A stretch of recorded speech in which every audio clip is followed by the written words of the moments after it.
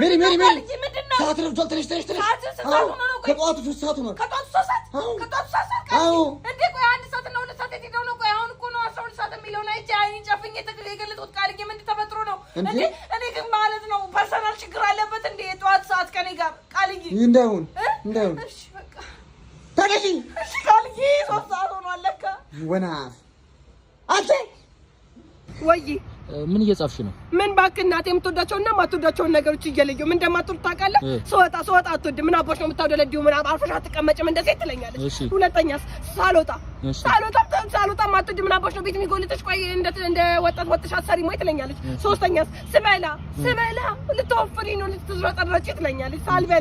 ሳልበላ ደግሞ እናቴ አንጀት መጣጠፉ ቢይዝሽ ለኔ ነው ትርፉ ትለኛለች። በእናትህ እንደገና ደግሞ ስተኛ ምን አባሽ ነው የሚጋደምብሽ ትለኛለች ማለት ነው።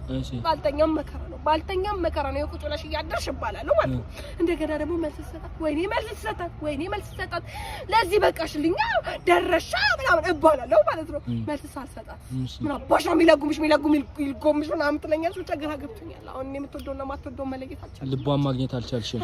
አየናት ፍቅር ሜርኩሪ ወይ ቃልዬ ከባልሽ ጋር ምን ተፈጠረ? በራሱ ጥፋት ነው ቃልዬ፣ በራሱ ጥፋት።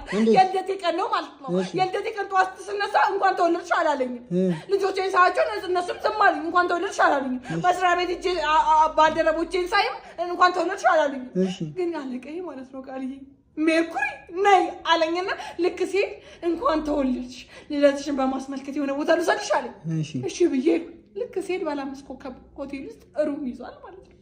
ወይኔ ሰውዬ ልደቴ እንዴት አድርጎ ሊያከብርልኝ ነው ብዬ ልክ አብሬው ገባሁኝና ቁጭ ብዬ መጣሁ ብሎኝ ገባ ማለት ነው መታጠቢያ ክፍል። ሲወጣ ቃልዬ ባልደረቦቼ ልጆቼ ሃፒ በርዝዴ ብለው ከኬክ ጋር መምጣት። ከዛ ሲወጡ ቃልዬ እኔ ላመሰግነው አውላልቄ ነበር ቃልዬ እኔ ራሱ ጥፋት አይደለ?